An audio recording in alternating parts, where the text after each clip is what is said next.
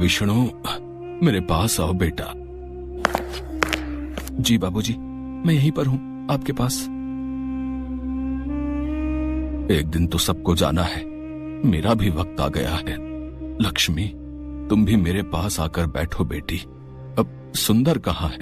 भैया रास्ते में है बाबूजी, बस पहुंचते ही होंगे। वो भी आ जाता तो ठीक रहता।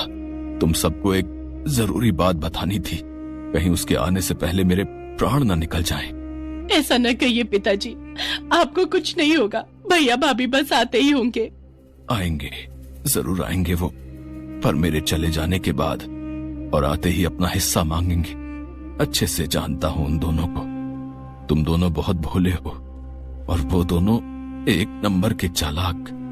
खैर, अब जो मैं बताने जा रहा हूं उसे ध्यान से सुनो। मैंने इस तरह बंसीलाल स्वर्ग सिधार गए और उनकी बात अधूरी ही रह गई।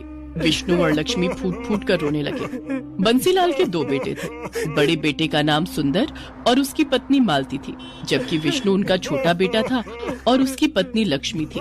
बंसीलाल हमेशा से विष्णु के घर पर ही रहते थे। विष्णु और लक्ष्मी उनकी खूब सेवा करते थे, जबकि सुंदर और मालती को तो हमेशा से बस बंसीलाल की जमीन जायदाद से ही मतलब था।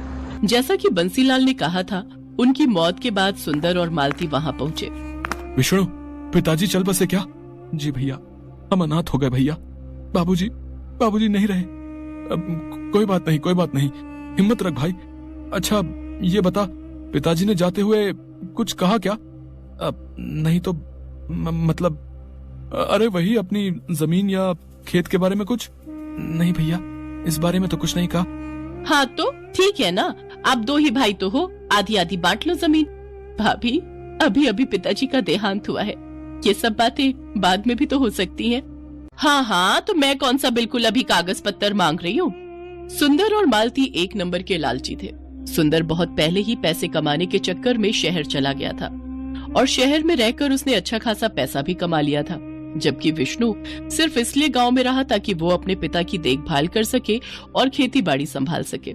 इस तरह से सुंदर के मुकाबले विष्णु हमेशा से ही गरीब ही रहा। लेकिन इस बात का न तो विष्णु को कोई अफसोस था और न ही उसकी पत्नी लक्ष्मी को।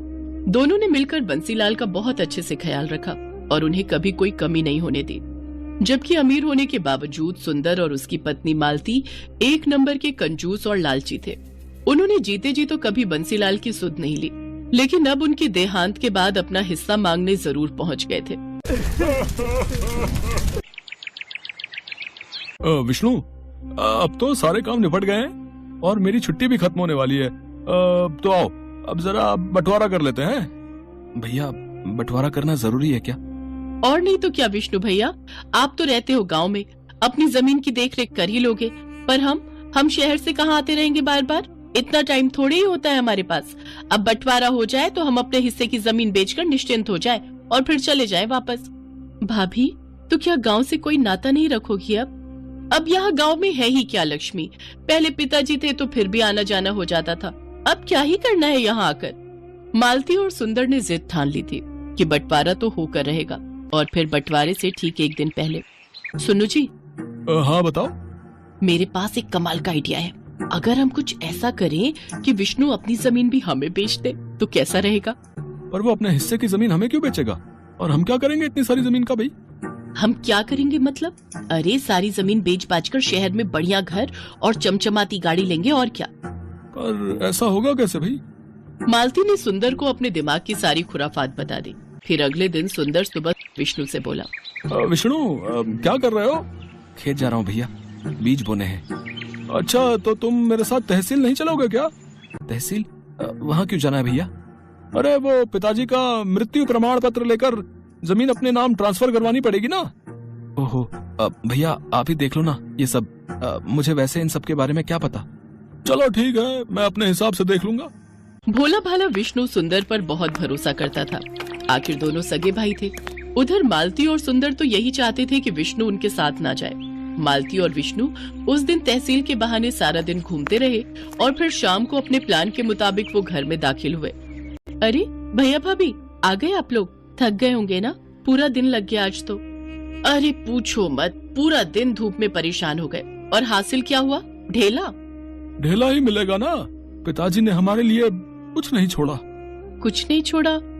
मतलब पिताजी हमारे लिए इतनी सारी जमीन छोड़ तो गए हैं ना? अरे ये जमीन हमारी नहीं है लक्ष्मी।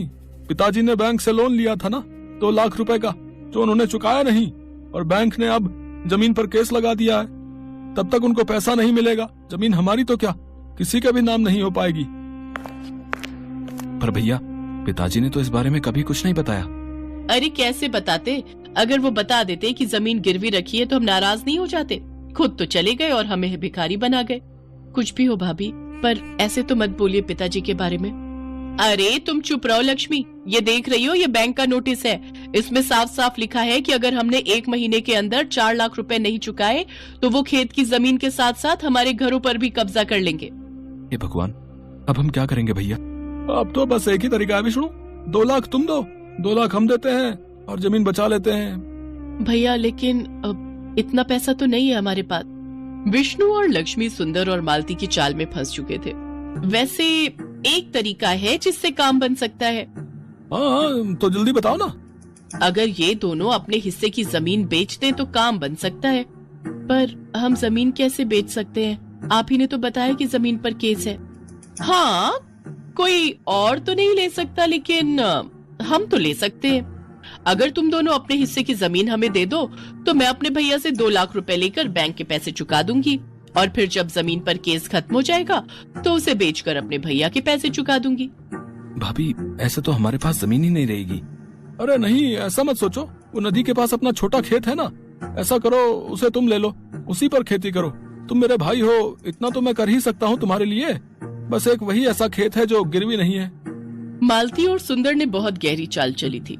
उधर विष्णु और लक्ष्मी सोच रहे थे कि उनके भैया भाभी ने उनका घर बिकने से बचा लिया है। फिर वैसा ही हुआ जैसा तय हुआ था। लक्ष्मी और विष्णु ने अपने हिस्से की जमीन मालती के नाम कर दी और खुद नदी के पास वाले खेत में खेती करने लगे। फिर कई दिन बीत गए। मालती और सुंदर सारी जमीन मिलने से खुश थे, तो विष्णु और लक्ष्मी भी अपना घर बच जाने की बात से संतुष्ट थे। लेकिन वो कहते हैं ना कि जो जैसा बोता है वैसा ही काटता है। एक दिन सुबह सुबह नदी के पास वाले खेत में, लक्ष्मी, लक्ष्मी, जल्दी इधर आओ। क्या हुआ जी?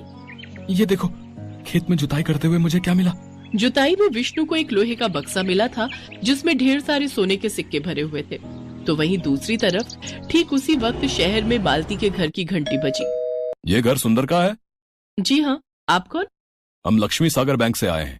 आपके पिता बंसीलाल ने 4 लाख रुपए का लोन लिया था हमसे, और उन्होंने उसकी सिर्फ 3-4 किश्तें ही चुकाई हैं। हम गांव में आपकी खेती की सारी जमीन अपने कब्जे में ले चुके हैं और उसकी नीलामी करेंगे। अगर आप चाहते हैं कि हम ऐसा ना करें तो आपको सूद समेत कुल 9 लाख रुपए भरने पड़ेंगे, वो भी 3 महीनों के अंदर। सुंदर आए तो उन्हें ये बात बता देना। मालती को समझ नहीं आ रहा था कि आखिर ये सब क्या हुआ और कैसे हो गया। लेकिन सच तो यही था कि अब जाकर हुआ था असल मायने में बंटवारा। जिसने जो बोया था वही उसे मिल रहा था।